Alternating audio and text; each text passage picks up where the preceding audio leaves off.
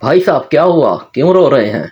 और आपकी आंखों को क्या हुआ है? वो शख्स जो पहले नॉर्मल लग रहा था अब किसी पढ़े लिखे और नॉर्मल शख्स की तरह बातें करने लगा। उसने अपना नाम इफ्राहिम बताया। वो बोला, मैं एक अमीर खानदान में पैदा हुआ और दुनिया जहान की तमाम बुरी आदतें मुझ में पाई जाती थी। हालांकि मेरे माँ बाप ने मुझे अच्छे और बहुत महंगे इदारों में तालीम दिलवाई। मैंने अपनी जवानी में हर बुरा काम किया, लेकिन किरण के साथ की हुई उस एक गलती की सजा आज भी भुगत रहा हूँ। मुझे एक पल चैन नहीं आता। मेरी आंखों से खून निकलता है। मैं मरना चाहता हूँ, पर ऐसी मौत से डरता हूँ जो इस हालत में आए कि मेरी आंखों से खून निकल रहा और किरण की बददुआ मेरे चेहरे पर लानत भेज रही हो। मेरी आंखों से खून बहता है और ये बीमारी अब तक पूरी दुनिया में से 5 लोगों को हो चुकी है। इन 5 लोगों ने अपना इलाज करवाने की कोशिश भी की, लेकिन इलाज तो दूर, डॉक्टर्स इस बात का भी पता नहीं लगा सके कि आखिर इन लोगों की आंखों से खून क्यों निकलता है। ये तो रिपोर्ट थी जो मैंने पढ़ी, लेकिन अब मैं अपनी फटी फटी आंखों से उस शख्स को हकीकत में अपने सामने देख रहा था जिसकी आंखों से खून बह रहा था। आप सब चीज़ों से मुकर सकते हैं, मगर हकीकत से नहीं। मैं उसे वाकई टिकटिकी बांध कर देख रहा था। मेरे दिल में बार बार इस सवाल ने सर उठाया कि आखिर इसके साथ क्या हुआ होगा। इसकी जो हालत थी उसकी तरफ एक बार भी देखना कोई गवारा ना करता, लेकिन मुझसे रहा ना गया और मेरे कदम उसकी तरफ बढ़ गए। मैं उसके पास पहुंचा तो वो मेरे पांव पड़ गया और रो रो के बोलने लगा, खुदा का वास्ता है तुम्हें, मुझे एक बार माफ कर दो ताकि मैं सुकून की मौत मर सकूं। मैंने हैरानी से पूछा, इफ्राहिम, ऐसा क्या किया है तुमने किरण के साथ? कौन थी वो? इफ्राहिम ने बोलना शुरू किया और कहा कि वो मेरे साथ यूनिवर्सिटी में पढ़ती थी।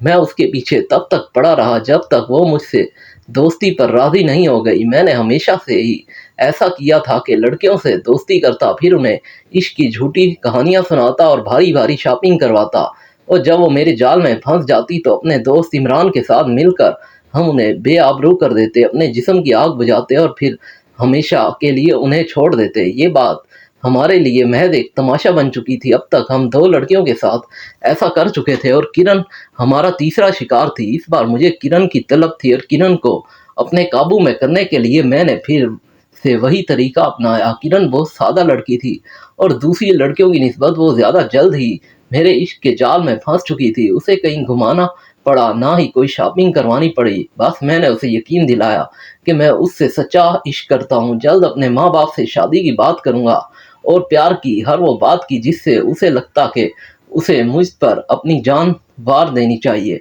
वो वाकई मुझ पर जान निछावर करने लगी, मुझे अपना मजाजी खुदा मानने लगी। मुझे उसका जिस्म चाहिए था बस, और वो समझी थी शायद मैं उससे शादी करूंगा और इसे इज्जत दूंगा। ये मेरे नज़दीक तो उसकी इज्जत लूटना ही सबसे अहम थी। मुझे इस बात से कोई गर्ज नहीं थी कि वो मुझसे सच्ची और पाक मोहब्बत करती थी। मैंने कभी उसकी मोहब्बत को रूह की नज़र से देखा ही नहीं था, हमेशा उसके जिस्म पर ही अपनी नज़रें गाड़ के रखी थी और वो थी कि मुझ पर इतना अंधा यकीन किए बैठी थी जैसे मैं उसकी इज्जत का मुहाफिज हूँ और उसे हमेशा पाक ही रखूंगा। उसे क्या खबर थी कि जिसे वो अपना मुहाफिज समझ रही है असल में वही उसका रहज़न है। मैं जब भी उससे प्यार मोहब्बत की बातें करता तो वो कहती, तुम्हारे लिए मैं सब कर जाऊंगी, चाहे कुछ भी करना पड़े।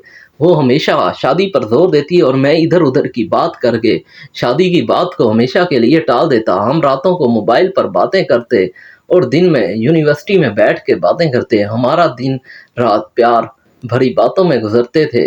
और जब किरण मुकम्मल तौर पर मुझ पे भरोसा करने लग गई तब मैंने अपना मकसद पूरा करने का इरादा कर लिया। उस सुबह मैंने किरण से कहा कि क्या तुम मेरे लिए सब कुछ कर सकती हो? उसने मुस्कुराते हुए मेरी आंखों में देखा और बोली, हाँ, कुछ भी। मैंने फ़ौरन कहा, मुझे अकेले में मिलोगी? वो थोड़ी हिचकिचाई, लेकिन मैंने प्यार का तीर चला दिया और कहा कि मैं तुम्हारी इज्जत पर आंच नहीं आने दूंगा। तुम यकीन करो, मैं तुम्हारा मुहाफिज बनूंगा। तुम्हारी इज्जत हमेशा ऐसे ही कायम रहेगी, मैं वादा करता हूँ। मेरी बातों और झूठे वादों पर यकीन करके वो मान गई और मिलने के लिए शाम का वक्त तय हुआ। मैंने किरण को जगह का पता बता दिया था। किरण शाम को वहां रिक्शा पर पहुंच गई।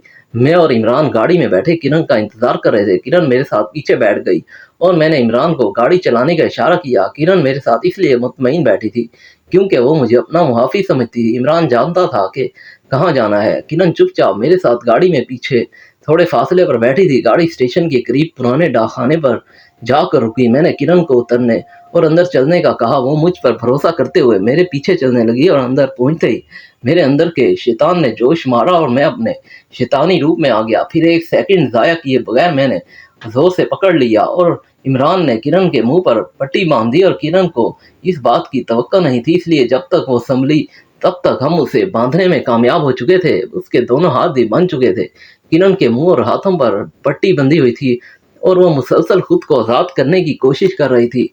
और फिर इमरान ने मेरे हाथ पर हाथ मारा। फिर हम दोनों ने जोरदार कहके लगाए। किरण मेरी तरफ ऐसे देख रही थी जैसे कोई अनहोनी देख रही हो। वो फटी आंखों से बिना झपके मेरी तरफ देख रही थी। हमारा यही तरीका होता था। मैं लड़कियों को अपने प्यार की जाल में फंसाता, फिर उन्हें भरोसे में लेकर अकेला मिलने का कहता और उन्हें अपने साथ स्टेशन के करीब पुराने डाकखाने की इस इमारत में ले आता। इस तमाम काम में हर बार मेरे दोस्त इमरान ने मेरा भरपूर साथ दिया था। ये डाकखाना स्टेशन से थोड़ा दूर वाक़ था। ये बहुत साल पहले बंद हो चुका था, लेकिन इसकी इमारत को वैसे ही छोड़ दिया गया था, जिसे मैंने और इमरान ने अपनी हवस मिटाने का डेरा बना लिया था। किरण को इस बात की जरा भी उम्मीद नहीं थी कि मैं ऐसा करूंगा। उस बेचारी का जैसे सब कुछ लुट गया और वो बंधे हाथों और नम आंखों से मुझे देख रही थी। और फिर इमरान ने मुझे आवाज दी और बोला, पहले तू या मैं? मैंने रिटाई से बोला, तुझे पता तो है, फिर भी तू बार बार क्यों पूछता है? मैंने इमरान से कहा, तू चल बाहर, मेरे बाद फिर तेरा नंबर। वो बाहर जाने ही लगा था कि मेरे फ़ोन की घंटी बजी। मेरी बहन का फ़ोन था, इसलिए मुझे उठाना पड़ा। मेरी बहन कह रही थी कि ड्राइवर आज छुट्टी पे है, अब वो ऑफिस में है, मुझे कॉलेज तुम छोड़ा, जल्दी आना, मुझे पहले ही देर हो गई है, मेरा आज टेस्ट है, जल्दी आओ। मुझे अब जाना पड़ता था। इमरान वहीं पर अभी भी खड़ा था। मैं जल्दी से कदम बाहर की जानिब बढ़ाते हुए बोला, इमरान तू बस संभाल इसे, मैं बस आधे घंटे तक आता हूँ। मैं तेजी से गाड़ी ड्राइव करते घर पहुंचा। मेरी बहन गाड़ी में बैठी और मैंने गाड़ी को उसके कॉलेज की तरफ से ड्राइव करना शुरू कर दिया था। मेरी बहन जल्दी में गाड़ी में पीछे ही बैठ गई। थोड़ी देर पहले इसी जगह किरण बैठी थी। मेरे जहन में बहुत से ख्यालात बनने लगे। मैं अपनी बहन को देखता तो मुझे किरण याद आ जाती, जिसे मैं इमरान के हाथों देकर आ गया था। मुझे अपनी बहन का उस जगह बैठना बहुत बुरा लग रहा था।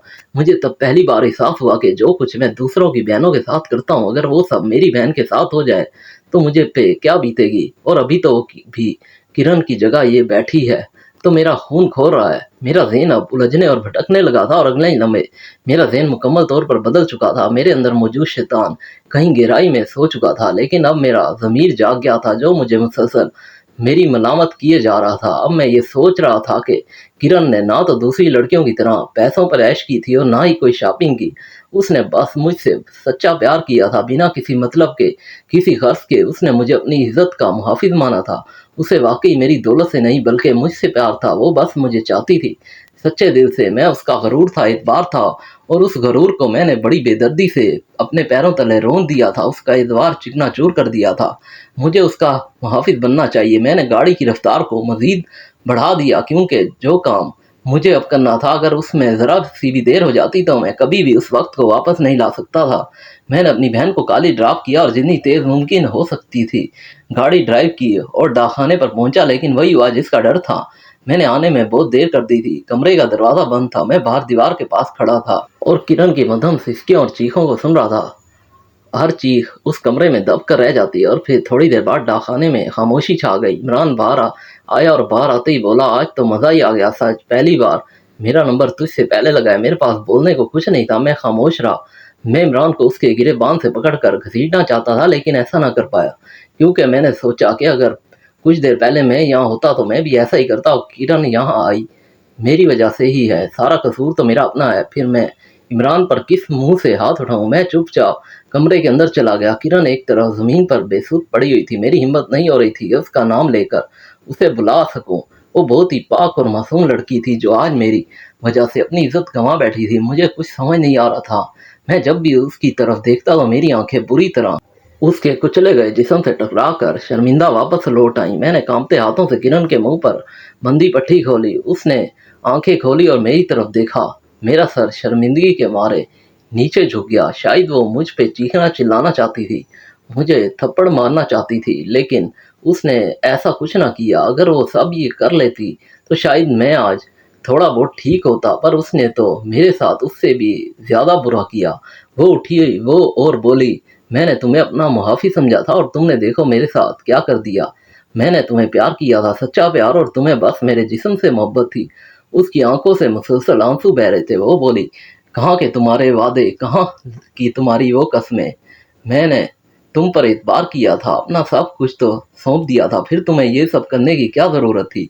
मैं बस गर्दन झुकाए किरण के अल्फाज सुन रहा था और फिर वो बोली, میری بد دعا ہے کہ تمہیں اپنی زندگی میں ایک پل چین نہ آئے، تم ساری عمر تڑپتے رہو تو کوئی تمہاری مدد نہ کر پائے، چاہے بھی تو نہ کر سکے۔ خدا کرے تم خون کے آنسو رو، جیسے آج تم نے میری آنکھوں سے آنسو بہائے ہیں، اور تمہارے آنسو کوئی پہنچنے والا بھی نہ ہو۔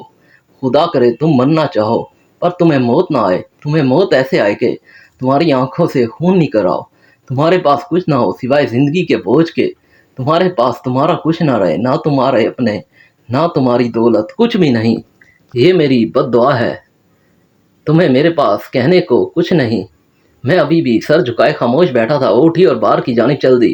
اس کا رخ اسٹیشن کی جانب تھا۔ میں نے ڈھال قدموں کے ساتھ باہر آیا تو عمران نے پوچھا، کیوں بھائی، کیسی تھی یہ والی؟ بہت مزہ آیا، اس نے ماننا پڑے گا، تو بھی چن کے ڈھونڈتا ہے۔